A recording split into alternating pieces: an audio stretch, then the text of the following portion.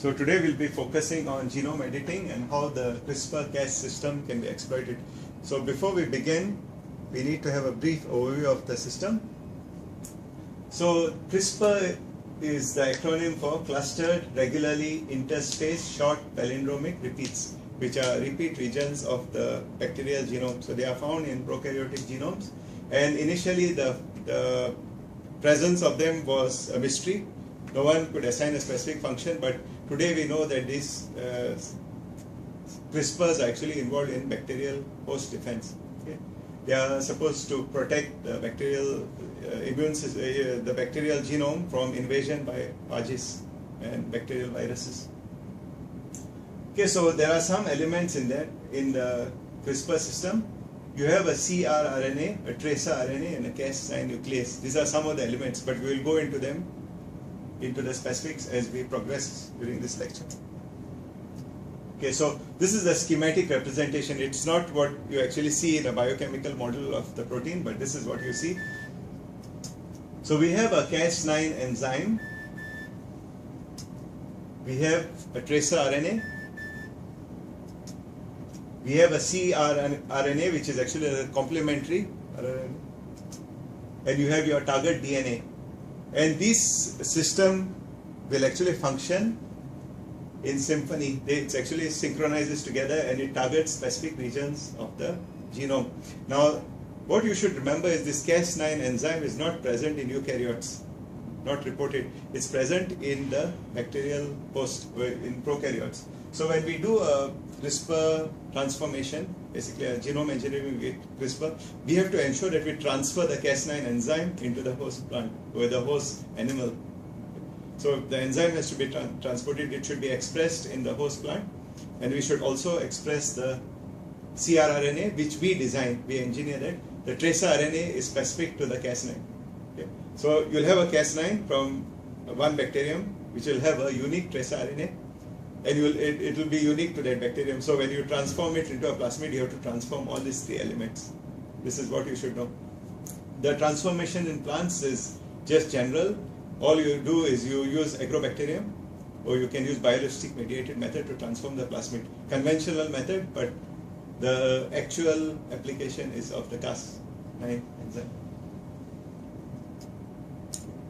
So when we study this topic, the first aspect we need to focus on is the concept of innate immunity in microbes. Eukaryotes, we have innate immunity, so we have immune memory. In the case of microbes, they do not have immune memory. This is what is supposed, because they do not have the T cells and B cells. However, they do have a primitive or archaic system of immunity, which is represented as CRISPR. Okay. The second most important component is the Cas enzyme itself. So now we have different versions of the Cas enzyme. We have dCas, which is basically inactivated Cas, and you have a Cas which will bind to either strand of the DNA and perform specific cleavages. So we have different versions of Cas. These are all engineered versions of Cas. And the third aspect which we need to focus on is the plant genome engineering, which is simple. So if we apply it for plants or animals, basically what we look at is the vector itself, the plasmid vector. So in the case of animals, you may have to use a promoter which is a animal specific. For example, you use SV40. In the case of plant, you can use 35S or any promoter which is specific to plant. Okay, so this is the learning outcome for this module. So you should be able to describe the role of CRISPR-Cas in innate immunity, describe the process of engineering, and design an experiment. So when you design the experiment, that's your cognitive element for this particular module. Okay, so let's look at the principle itself. So if you look at the slide, right, your lecture notes, there's a smiley face on top. If you click on that, you'll get a link to the it's a citation for this particular slide. Okay, you can find a reference on your Google Scholar or Science Direct. Okay, so let's look at what happens we'll do it in a step-by-step manner, and then I'll show you depict it to you in animated diagram version. Okay, so a foreign molecule, a DNA molecule, invades the bacterial cell. first. Okay, so you have a bacterial cell and maybe a phage inserts its DNA into the cell. Okay, so the first thing what happens when a foreign DNA molecule enters into the cell is that the enzymes within the cell will try to digest that DNA. That is the function of restriction endonucleases. So the same thing happens when you genetically modify a bacterium with a plasmid. A large number of plasmids will be digested by the enzyme. So the enzyme which digests the foreign DNA is the enzyme Cas1. Okay, the next step. Now you have, after the digestion with this enzyme, you have fragments of the foreign DNA. They may be short fragments like 20 bases to 100 bases long. These fragments insert into the genome via the process of recombination. So it's a homologous recombination, so they will insert into the genome. Now a similar example in the case of humans or eukaryotic cell lines is the presence of retroelement. Okay. Retroviruses will insert their genetic material into our genome and be retained there for generations. So we inherit retroviral elements from our ancestors. So this is similar in bacteria. So this is what led to the discovery of the CRISPR-Cas, because when researchers looked at bacterial genome, they found regions which are not like foreign to the bacterial genome. So then they investigated further and found out there were elements of phage and other DNA molecules. For all you know, every time you transform a E. coli with your plasmid, the same procedure, the same process may be occurring, but we don't document it. Okay. Maybe it occurs, maybe it does not, but we don't document it. But there is no evidence of that as of today. Okay, so in the bacterial, so this is the first part is priming of the bacterial DNA. Okay, so when you prime the bacterial DNA, it's basically like the bacterial immune system has been primed, or it develops a memory.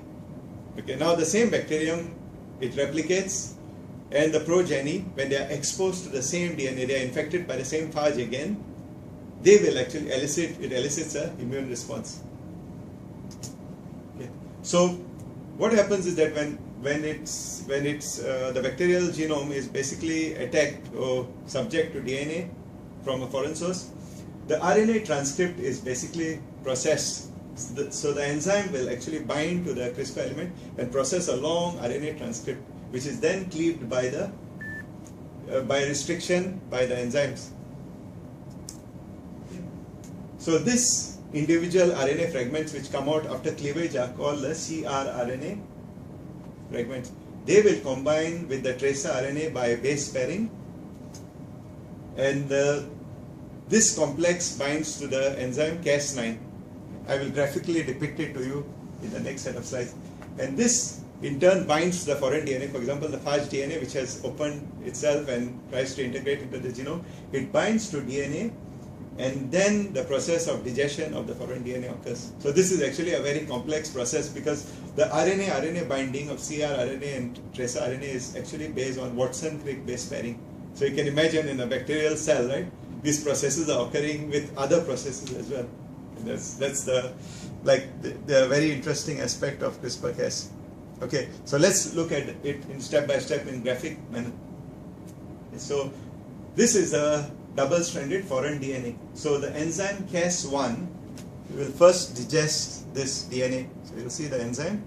So Cas1 will digest at multiple points, and it will form short fragments. Okay. So these short fragments recombine, because Cas will actually enable the process. It is a recombinase. It will allow it to recombine into the host genome sites within the CRISPR array. They will go into that array. So as the bacterial genome actually progresses in terms of time, I mean in terms of generations, your CRISPR array should become larger and larger and larger. Okay, maybe at some time they may acquire useful genes as well, or maybe they may acquire genes for resistant to antibiotics. We don't know that, because this system is relatively new and we are still exploring genomes to identify what elements are present in that CRISPR array. However, nowadays with bioinformatics tools, you can predict the CRISPR array and what phages have been introduced into the genome. So this is we term it as prophage. Okay. So now you have your CRISPR array, which is in this slide 2. So you have your Crispr array. Now the Crispr array is like a memory. You conceptualize it like a computer memory of, like, for example, you have an antivirus program, you have installed it into your system and it's active and ready. So it's waiting for any invasion by foreign virus, and then it will immediately get turned on by the system. So when a foreign DNA enters into the cell, into the bacterial cell, it can occur either to the process of your transformation. The enzyme Cas2 will basically go through the whole array, and it will actually produce a long RNA transcript. Okay. Now this RNA transcript, as you can see, the yellow, red and blue, right, are different because they are derived from different phages. For instance, you have phage 1 may be the red one, phage 2 will be yellow, and phage 3 will be the black. So they are, but the transcript is transcribed is a single transcript. Okay, that's what Cas2 does. Okay, now Cas2 will produce a transcript. Cas3 will actually cleave it at different points. Okay, so you have your specific element.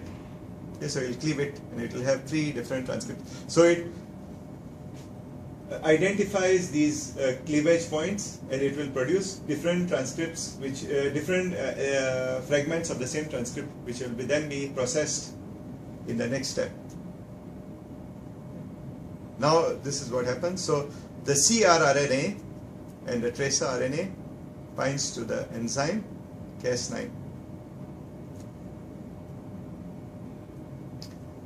So the CRRNA is that RNA which is derived from the array. Okay.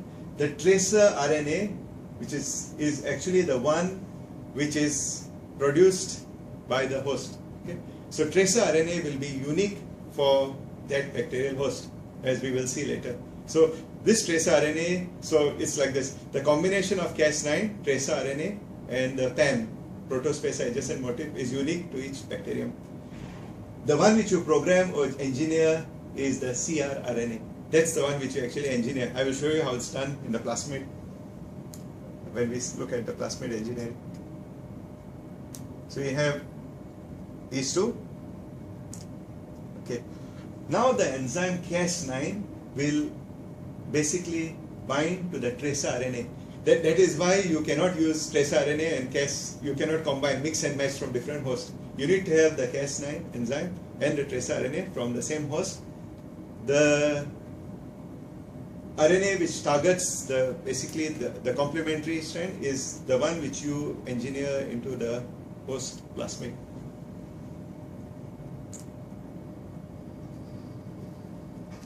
Now we look at what is known as the PAM site. So this complex will only bind adjacent to what is known as a protospacer adjacent motif, or a PAM site. So once it binds to that PAM site, it will cleave that DNA strand, the foreign DNA strand. Now when you engineer your genome, your plant genome, you have to ensure that there's a PAM site when you use that particular complex. You have to ensure that you do using bioinformatic tools. You have to look through the genome. For example, you have your gene and you want to cleave it, but it doesn't have a PAM site. Then you have to alter certain factors. So how it is done, I will show it to you. Because now more and more PAM sites and different types of Cas9 have been discovered. So this is the basis of the cleavage. So I'll give you the same analogy. When you use restriction enzyme, for example, EcoR1, BAMH1, you have restriction site, right? Specific 6 base pairs or 4 bases or maybe 8 bases, and then they will cleave that particular site. Cas9 also functions in a similar way. However, Cas9 can be programmed with the RNA. So the RNA is actually the program which programs it and directs it to a site. Whereas when you use EcoR1, you cannot program. Okay, it'll cleave and cleave, but this one can be programmed. So that's the beauty of the Cas9 system. Okay, the elegance, it's very elegant system. Okay, so you must ensure that the PAM motif is present at the 5' end of the target DNA sequence. So when we engineer, we have to make sure that we do this. Now, in the earlier days when there were no bioinformatic tools, we could do it manually. We can still do it manually, but now software will design the cleavage point for you, because when you must understand that when you want to delete a gene, you can delete it partially and you will still knock out the gene. So you can even delete a promoter sequence maybe and shut down a gene. You don't have to delete the gene itself. Okay, so now we look at the next part, which is the component.